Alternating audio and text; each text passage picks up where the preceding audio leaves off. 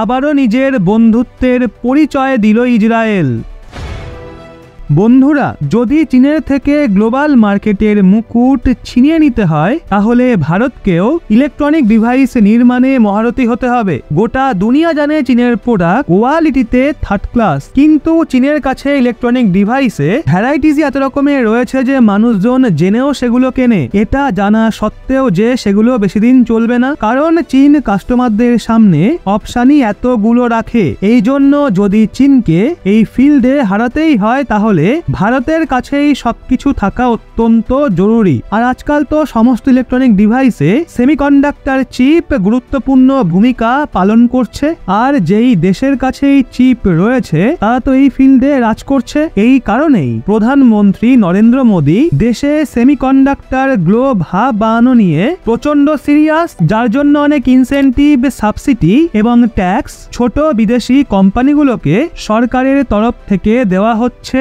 যাতে বেশি বেশি করে বিদেশি ফার্ম ভারতে নিজের প্ল্যান্ট লাগায়। এতদিন তো তাইওয়ানের ফক্সকন এবং আমেরিকার মাইক্রন কোম্পানি ভারতে সেমিকন্ডাক্টর প্ল্যান্টের জন্য বিনিয়োগ করে ফেলেছে, কিন্তু এখন এই লিস্টে ইসরায়েলের নামও সংযুক্ত হচ্ছে। আর ইসরায়েল ভারতে বিনিয়োগ করার জন্য যেই পরিমাণ বলে সেটা দেখে সমস্ত দেশের হুঁশ উড়ে গেছে। এত পয়সা এভাবে কেউ বিনিয়োগ করে? দেখুন এই রিপোর্টটা, যা অনুযায়ী ইসরায়েল মোটামুটি 66,000 কোটির ফাইল ভারত সরকারের কাছে পাঠিয়েছে, যাতে তারাও ভারতে সেমিকন্ডাক্টর প্ল্যান্টের জন্য বিনিয়োগ করতে পারে। মিডিয়া রিপোর্ট অনুযায়ী ইসরায়েলের চিপমেকার কোম্পানি টাওয়ার সেমিকন্ডাক্টর ভারতে $8 মিলিয়ন মানে 66,000 কোটির চিপ মেকিং প্ল্যান্ট স্থাপন করার জন্য ভারত সরকারকে একটা প্রস্তাব পাঠিয়েছে, যার ভিত্তিতে টাওয়ার সেমিকন্ডাক্টর ভারতে 65 ন্যানোমিটার এবং 40 ন্যানোমিটার চিপ নির্মাণ করবে, যেগুলোর ব্যবহার ভ্যারিয়েবল ইলেকট্রনিক্স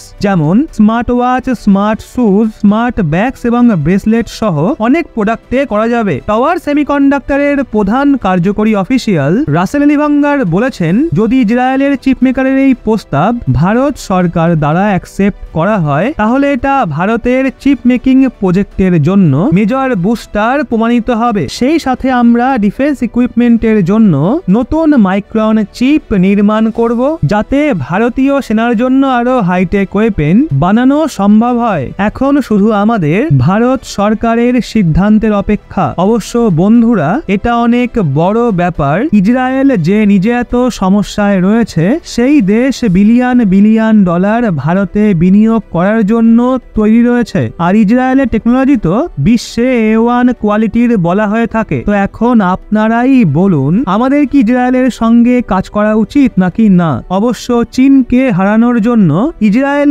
ভারতের পারফেক্ট পার্টনার। তাই এই বিষয়ে একজন ভারতীয় হিসেবে আপনার মতামত নিচে কমেন্টে অবশ্যই জানান। ভিডিওটা যদি ভালো লেগে থাকে তাহলে অবশ্যই একটা লাইক করে আপনার বন্ধু বান্ধবদেরকেও শেয়ার করুন। আর চ্যানেলে নতুন হয়ে থাকলে অবশ্যই চ্যানেলটি সাবস্ক্রাইব করে পাশে থাকা বেল আইকনটি অল করে রাখুন।